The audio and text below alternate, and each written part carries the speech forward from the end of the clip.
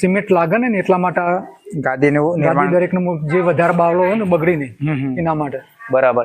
હવે ધારો કે કોઈ ખેડૂત મિત્ર આપણે એવું છે કે જેમને નવું તબેલો શરૂ કરવો છે અને એ ગાય લેવા જાય છે તો એમને ખ્યાલ કઈ રીતના આવે કે આવી વસ્તુ હોય ને તો આ ગાય સારી રહેશે કે કોઈ પણ એક આપણે એવી એની નિશાની જોતા હોઈએ કે આવી વસ્તુ તો જોવા તો સારી રહેશે, તો તમે કોઈ વસ્તુ જોઈ હતી? જોઈ હતી.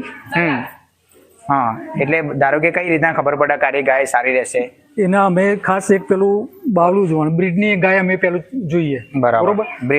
એક અનુભવી માણસ છે, બરાબર, જાતે જોડે લઈ ગઈ છે. બરાબર. હવે તો હવે પોતાનો જાતે અનુભવ થઈ ગયો એટલે અમે એકમાં છે 3 હતા.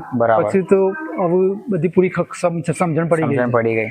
એટલે હવે આ બ્રીડમાં જે આ બાવલું છે ને new હોય તો ગુલાબી કલર પાછળ હોય છે. તો ખેડૂત મિત્રો આ સાઈડ આવો જણાવો. જે આ ત્યાંની બ્રીડની હોય ને તો ગુલાબી કલર ત્યાં નીચે ગુલાબી કલર હોવો જોઈએ. બરાબર. પછી ના ઓચર ખર ખાવા જોઈએ. ઓચર એક સમાન હોવો જોઈએ. બરાબર. પછી આની જે ઉપરના લેન્થ છે ને એ કમ્પ્લીટ સીધી હોવી જોઈએ. બરાબર. ઉપરની જે લેન્થ હોય એકદમ સરખી હોવી જોઈએ. ઉનાવવું જોઈએ. પછી આ કાન છે ને નાના એના બાલ હોવા જોઈએ. કાન નાના હોવા જોઈએ અને બાલ હોવા જોઈએ. બરાબર. તો આ એક નિશાની છે સારી બ્રીડની. સારી બ્રીડની ગાયની. પછી ના ફેરવીને જોવાની.